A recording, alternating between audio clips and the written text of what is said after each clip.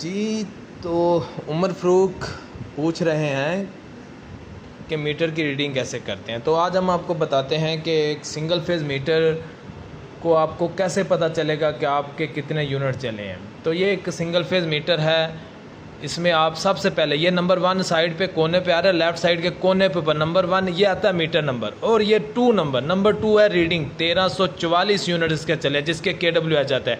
ये MDI होती है प्रीवियस मंथ, पिछले माह जितनी मैक्सिमम MDI चली थी, और ये करंट मंथ में जो मैक्सिमम MDI चल रही है ये वो है।